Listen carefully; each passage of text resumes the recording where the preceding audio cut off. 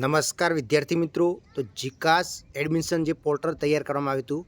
એ મોટા ભાગે જોવા જઈએ તો લગભગ 50થી 60% જેટલું ફેલ સાબિત થયું છે। કારણ કે જીકાસ પોર્ટલ ઉપર ઘણા બધા વિદ્યાર્થીઓ અને ખાસ કરીને જે એવા વિદ્યાર્થીઓ કે જે ગવર્મેન્ટ કોલેજની અંદર ગ્રાન્ટેડ કોલેજની અંદર પ્રવેશ લેવા માગતા હતા એ વિદ્યાર્થીઓને કોં તો પોતાની પસંદગીની કોલેજ નથી મળી, કોં તો વિષય પસંદગીનો નથી મળ્યો। તો આ બધી જ સમસ્યાઓના કારણે જોવા જઈએ તો ઓનલાઈન પ્રક્રિયાથી જે એડમિશન થયું છે જીકાસ પોર્ટલ ઉપર એ સદંતર નિષ્ફળ થઈ ગઈ છે। અને આજનો આ ન્યૂઝ રિપોર્ટ છે, તમે જોઈ શકો છો કે જીકાસ પ્રવેશ પ્રક્રિયા સામે અધ્યાપકો અને આચાર્યોનો વિરોધ નોંધાયો છે। એટલે કે સરકાર જોવા જઈએ તો સરકારી સ્કૂલો માટે પ્રવેશોત્સવ ઉજવે છે પણ સરકારી કોલેજો માટે સરકાર નિષ્ક્રિય જોવા મળી છે। એટલે કે સરકાર ખાસ કરીને તમે જોવા જો કે કોલેજોની અંદર વધારેમાં વધારે એડમિશન થાય એટલા માટે કોમન એડમિશન પોર્ટલ શરૂ કર્યું હતું અને એ સરકારી અને ગ્રાન્ટેડ કોલેજોમાં પ્રવેશ વધારવાને બદલે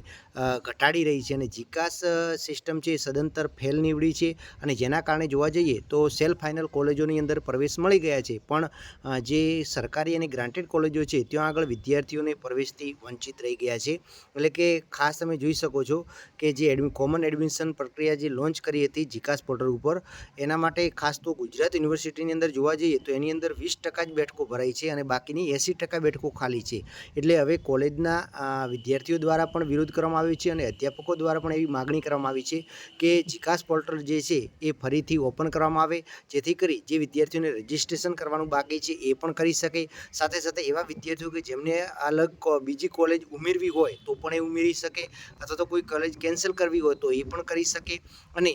બીજા રાઉન્ડની અંદર એ ભાગ લઈ શકે એ માટેનું કરી શકે। અથવા તો હવે પછીની જેટલી પણ કોલેજની અંદર એડમિશન પ્રક્રિયા થાય એ ઓફલાઈન કરી દેવામાં આવે। જેટલા પણ બાકી રહેલા વિદ્યાર્થીઓ છે એ પોતાની મનપસંદની કોલેજમાં જઈ અને જો જગ્યા હોય તો ઓફલાઈનમાં એડમિશન મેળવી શકે એ માટેનું આયોજન થાય એવી માંગ કરવામાં આવી છે અધ્યાપકો દ્વારા અને ખાસ કરીને ગુજરાત યુનિવર્સિટીના વિદ્યાર્થી। તમે અહીંયા જોઈ શકો છો કે જીકાસ પોર્ટલની પ્રવેશ પ્રક્રિયા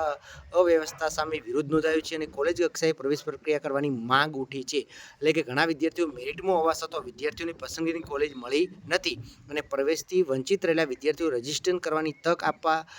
જેવી સૂચના અધ્યાપક મંડળની બેઠકમાં પણ નિર્ણય કરવામાં આવ્યો છે। એટલે કે હવે જોવાનું રહ્યું કે આગામી સમયની અંદર તમને ફરીથી ઓનલાઈન રજીસ્ટ્રેશન કરવાની જે બાકી રહેલાને તક આપે છે અથવા તો એવું થઈ શકે કે જે વિદ્યાર્થીઓ હવે બાકી રહી ગયા છે એ જે તે કોલેજની અંદર રૂબરૂ જઈ અને જો એડમિશન ત્યાં મળતું હોય, બેઠક હોય, જગ્યા હોય તો તે જાતે લઈ શકે એ પ્રકારનું આયોજન ટૂંક સમયની અંદર આવનાર સમયમાં થઈ જશે એવી સંભાવના રહેલી છે। તમારું એડમિશન કન્ફર્મ થયું છે કે નહીં, તમારું થયું હોય તો યસ લખો અને જો તમારે કોઈ સમસ્યા હોય તો તમે નો લખો એટલે આપણને ખબર પડે કે આ આપણી ચેનલ ઉપર રહેલા વિદ્યાર્થીઓને પણ કેટલાકને હજી સમસ્યા આવી રહી છે, બરાબર। તો આ એક અગત્યના અને હવે તમે સેકન્ડ રાઉન્ડની પણ તારીખ જોઈ શકો છો 1/7/2024થી લઈ અને 3/7/2024 સુધી સેકન્ડ રાઉન્ડ છે અને ત્રીજો રાઉન્ડ જે છે એ 8/7/2024થી લઈ અને 10/7/2000 એટલે આ ત્રીજા રાઉન્ડની અંદર પણ તમને કોલેજ અપડેટ કરવાની કે કોલેજ પસંદ કરવાની તમને મોકો મળશે, બરાબર, જે ચેન્જ કરવાનો અને એના આધારે પણ તમે કરી શકો છો।